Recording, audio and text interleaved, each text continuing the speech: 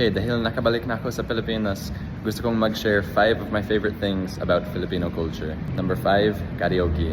Bago ako lumipat sa Pilipinas, ayaw kong kumanta sa harap ng ibang tao. Pero habang tumatagal dito, nagbago ako. Gustong gusto kong karaoke. Number 4, Filipino food. Sinigang, adobo, sisig, lahat yan sobrang masarap. Number 3, basketball.